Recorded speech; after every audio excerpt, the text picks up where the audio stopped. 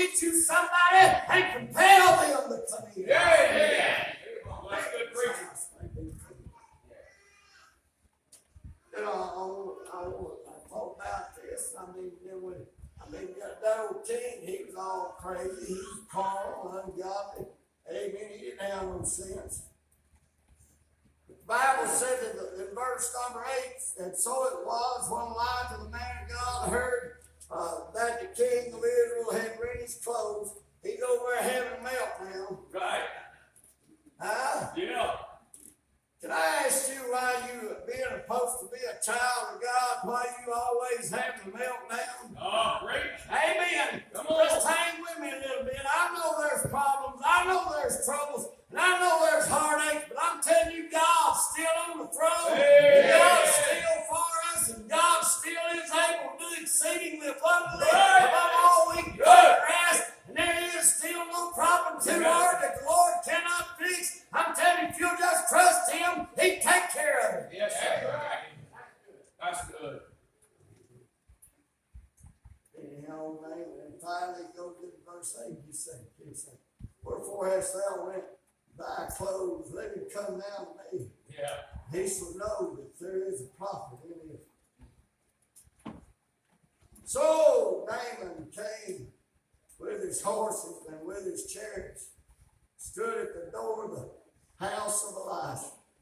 And Elisha sent a message unto him, saying, go and wash in Jordan 7 times, and thy flesh shall come again to thee, and thou shalt be clean. Amen. But Naaman was wroth. Right. Come on. And went away and said, behold, I thought. Now here's what we'll just say to you now. One deal ain't gonna do you, Naaman. Amen. You listen. I mean, the man of God did it. Listen, the preacher comes out, and most times people come looking for a preacher. I remember years ago at Shady Acre Baptist Church, you just had to know that old cowboy preacher of mine. If you didn't want amen to know what kind of situation he was in, you better not ask him. Yeah, amen. Because he was going to tell you. And I remember one night, there's no girl, her old husband, come on there, and she said, we need a counseling session. Well, he didn't believe in counseling. Yeah. He thought that you ought to do all your counseling down at the house of God. His philosophy said that, hey, he said, you come to church Sunday morning, Sunday night, come Wednesday night, you tithe, and you come when you have man prayer meeting, go to Bible meeting, stuff like that. He said, God will give you all, and he said, all the people that I ever seen be faithful in the house of God, they didn't need counseling. Come on. But he decided to have some counseling session this night with this couple, and they come in there, and that woman said, well, Pastor, what we want to come in and talk to you about, that was always the wrong thing. That old man, he reached men. He wanted to reach men. This old gal going there running her mouth, amen. And I'm going to tell you, and she said, Pastor, I want you to know, I'm living with a guy that's not my husband, and my husband been having an affair with a woman that's not his wife, and said, what do you think about that? And he said, well, ain't nothing. The Bible don't say nothing about there being nothing wrong with an affair. Amen. She said, I don't think you understand. She said, do you understand that I'm having an affair with a man that's not my husband, and he's having an affair with a woman that's not his wife? He said, well, the Bible don't say nothing about that. And then finally she said, I don't think and then he dropped the plate. He said, you mean you talking about adultery? Yeah, amen. He said, the Bible didn't say nothing about no affair. He said, I'll tell you what he did say. He said, adultery, amen, said it's a heinous sin. And I'm telling you, amen, he said, so what you are, you just a harlot, amen. He's just a whoremonger. That's plain. Oh, you know what that little gal did? So her counseling session was ended. She grabbed her husband by the ear and said, come on, get out of here. We're leaving. We're not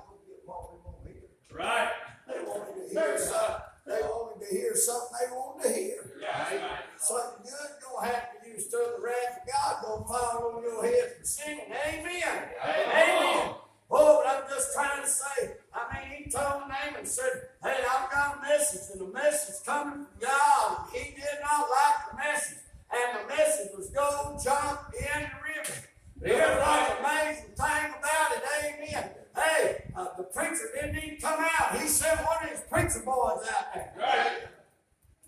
Amen. Listen, Naaman was a good man and all that, but I'm going to tell you what Naaman was. He's full of pride. Right. Amen. Your heart was lifted up. He thought because he done all kind of things that he'd be something special. This preacher just don't come out there and bow down, amen, and say, boy, it's good to have you in the house of God, amen. No, he just sent one of these young preacher boys out there and told him, I said, go jump the river. That's right. And tell him one deal won't do him. Right.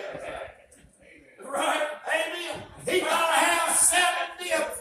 He's so wicked and he's so ungodly, he's so full of pride, he's gonna need a dip 7 times. Come on.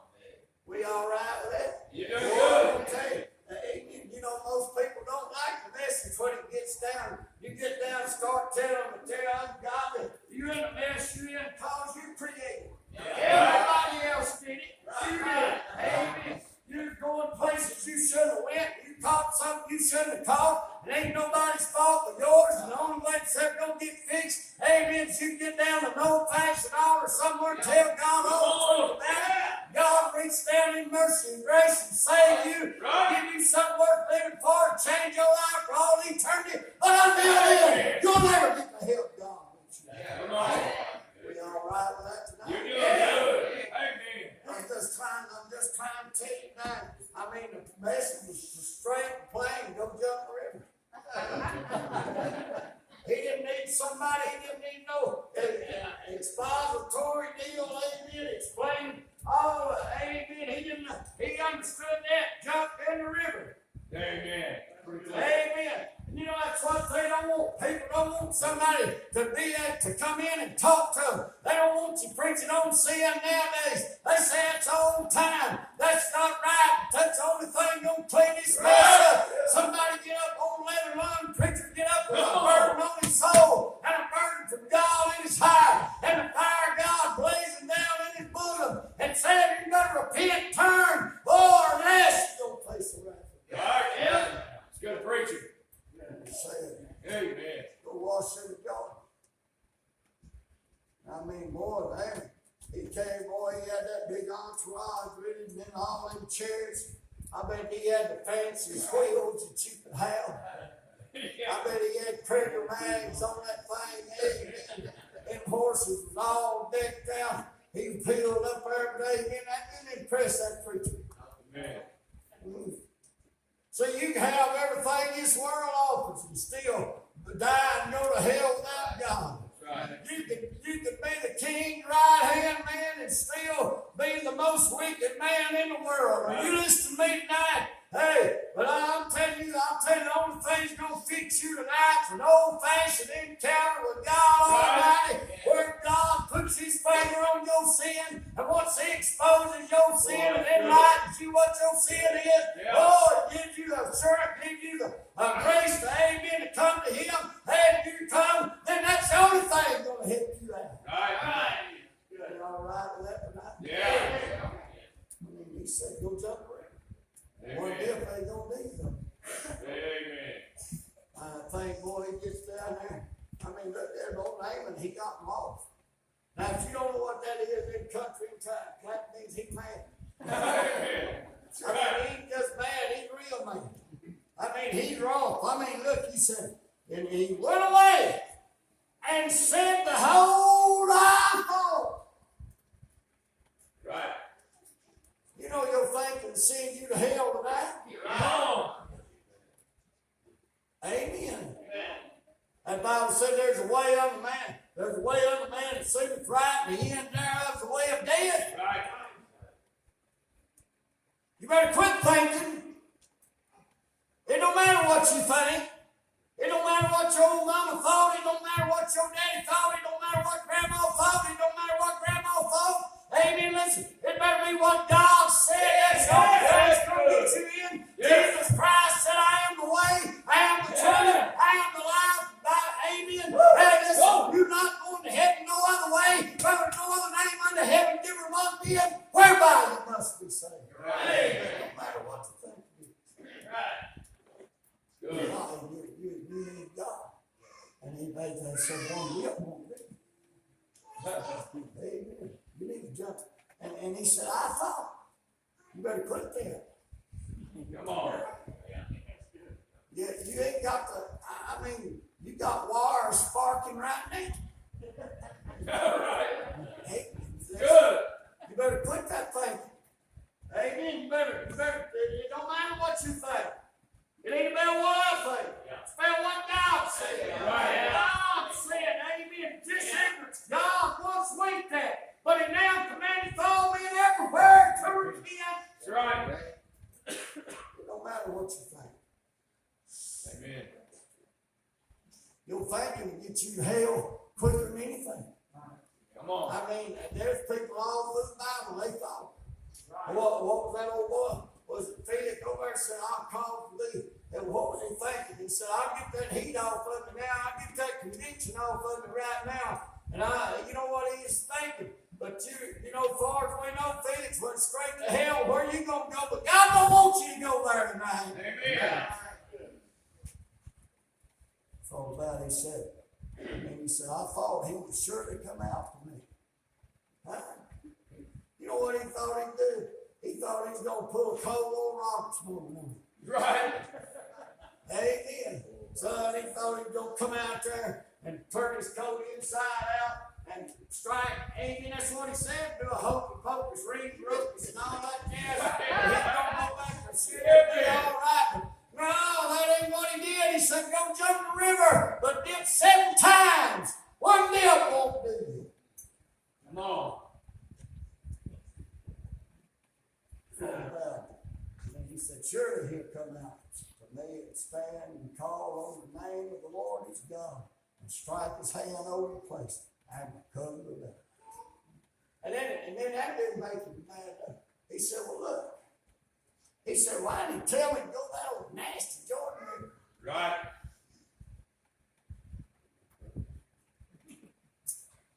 See? There you go thinking again. Amen. And there's where you're going to wind up. If you're not careful, you go to hell. Right. And I mean, he said, are not Arvada and far rivers of Damascus better than the waters of Italy? May I not wash in them and be clean? No! That's right. They might be cleaner water, but that ain't what the message was. Amen. Gonna be up in the river 7 times. You know, old David found out the hard way. Amen. He went down there, and that ark was in the. Right. The Philistines had that ark. Yeah, David right. went down there, and he said, I want to haul that thing back to Israel in high form. And boy, he built him a cart, looked like no other cart, decked it out. I mean, he had the wheels, the bench horns, and everything on it. But that ain't the way God said that ark was to be carried. Right. God's got a way. He's always had a way.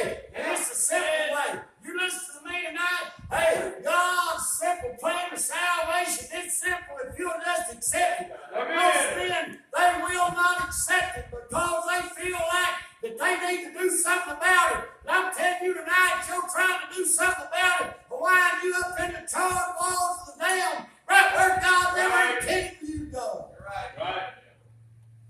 Say it to you tonight. And he said, all about the rivers are bad. I mean, they're not really clean. Right. But that was something easy. That was where he was from. They had him. They no doubt he banged at them before. Amen. Yeah.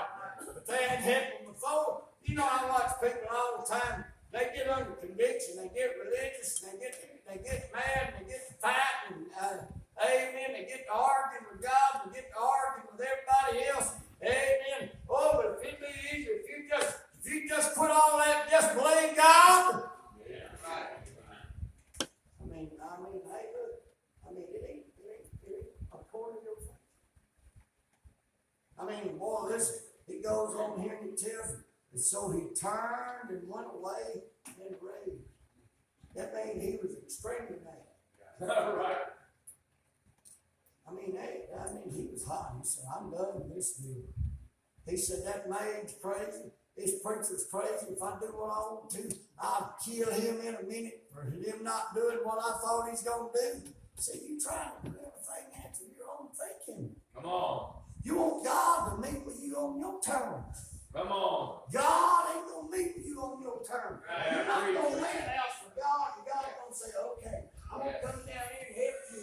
I'm going to, no, you're going to go God's way, and then he'll come down and help you and deliver you, amen.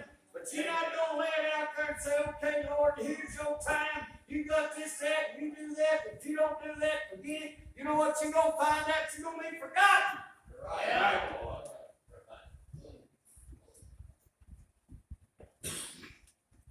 He went away to ranch. Just thinking, I almost sent him to hell. Right. I preached a message years ago on this too, called the three witnesses. And the first witness was that little maid. The second witness was the preacher coming out and sending his preacher boy out and preaching to him. And here comes the third one. Right. And his servants came near unto him and said, my father, if the prophet had bid thee do some great thing, wouldst thou not have done it? How much rather then, when he saith unto thee, wash and be clean. Yeah. Here's his third and final witness. Yep. He's so close to being down for all eternity. Are you listening to me? Because he's mad and he's in a rage. Boy, somebody said, look, if he told you shot an apple off someone else's head in 100 yards for you, amen. Yeah. He said, if he told you to throw a knife, amen, you'd done it. Said if he told you to do some kind of thing that we know you all good at, you'd have done it. You know, that's why he didn't do it, because he used it. Right. And then if he could have done it, then he wouldn't have needed God. You're right. Right. Amen. Are we okay with that? Yeah. So he's still, listen, but here's what he did. I mean, they said, look, please, Father, please. So just go down there. That river's nasty. Look at that nasty old dirty Jordan River. How in the world could I ever get clean walking down in there? That preacher's so goofy and so crazy. Just forget it. They said, please. You might be sitting here, God's dealt with you, and God's dealt with you, and you about got your mind up, you gonna walk on. And I'm telling you, just like that bird, like you boys come up to him, and I'm trying to tell you tonight, just go on. Just trust God. Just come to God. Amen. Don't you die in your sin, go to hell. It's a simple salvation. It's a simple message. You'll find out, amen, if you just be on God, if you obey God, everything will be all right. Yeah. So what do you do? Bible said that in verse 13, so he spake and said, and how much rather then, when he saith unto thee, wash and be clean, verse number 14, and he went down. But it wasn't enough for him to go down. Nope. Amen. He had to get in there. Yeah. Amen. And he went down and he dipped himself 7 times in Jordan, according to the saying of the man of God. And his flesh came again like unto the flesh of a little child, and he was clean. I'm going to say something to you tonight. I'd see an old drunk guy, he's mad.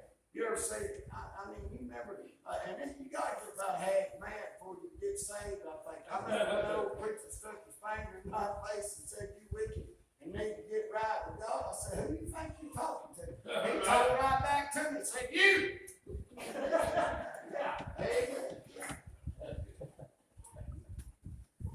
And man, I'm just trying to tell you tonight and listening to you. And he goes down there and he said, look here, I'm making a pure fool out of myself. And he said, look, go down there. You already got over the church, you already walked down, and you're right by the edge of the water. You ain't even stuck your foot in there yet. He said, I'm looking like a pure fool. He said, go in there. What have you got to lose? Yeah. Man, steps off down in there. Ain't nobody in there with him. He just steps off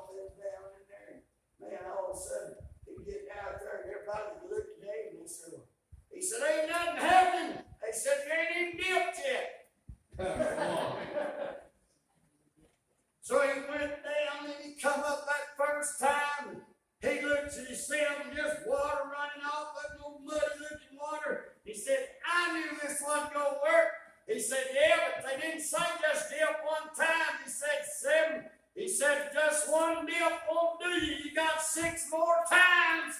Right. He's running, can't you see that? About the time he goes down, that second time comes up, he thought amen, it was going to start happening. Amen, just kind of, amen as you live, amen, but no. And he said, look, there ain't nothing changed. They said, yeah, but you still got 5 more dips. One dip won't do you. Oh, and I'm telling you, he went down that 3rd time, he went down that 4th time, he just flustered, done made a fool out of himself, amen, done, amen. He goes down that 6th time and he comes up, he thought at least something be happening by now. But he's still full of lips. Right. He's still unclean. He still smells from the odor of that leprosy. He's still, he's got scars and pus running all over him. Oh, he's in trouble. He's frustrated and he said, look at this, nothing's happening. I said, yeah. He said, 1 dip won't do you. Right. Dip 6 times. He said, you got 1 more. Just already here.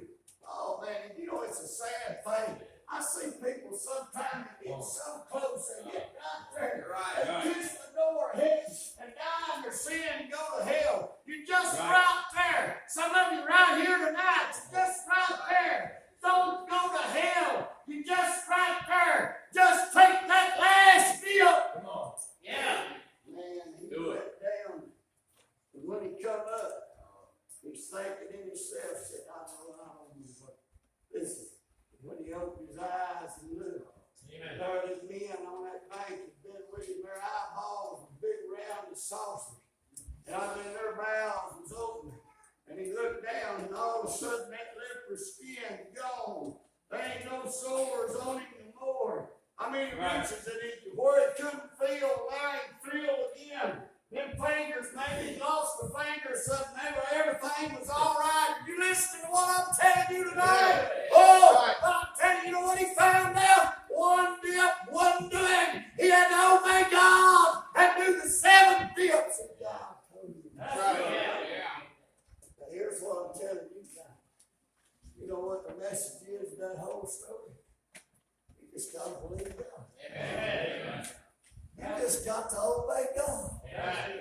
God said, come unto me, all you that labor and heavy laden, and I will give you rest. Right. But until you come, you will never find the peace and the joy that the Lord wants you to have in His life. But if you'll come tonight, He'll reach down and redeem your never dying soul. Right. Think about it. Wow. You see the word?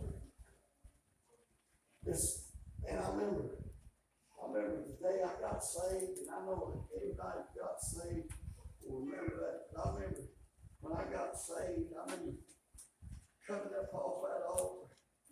And I remember when I come up, there was something different. Amen. That burden that I went down with wasn't on me anymore. Amen. So I had something boiling down in my soul. There was some peace and there was some joy. I remember running outside that little country church, looking up, running over there to a cotton field fence, putting my hand on that, arms on that old fence, and looking up in the eastern sky and saying, you come back now, Lord, I'm ready. I'm not scared no more. Amen. Amen. Just trying to tell you now. Old Naaman, boy, he was clean. Oh, I'm telling you, can you imagine the birds? Can you imagine all those men sitting there saying, oh my. And he returned, verse 15, to the man of God. He and all his company came and stood before him. And he said, behold, now I know that there is no God in all the earth. Right. But in Israel. Amen. Now therefore, I pray take a blessing.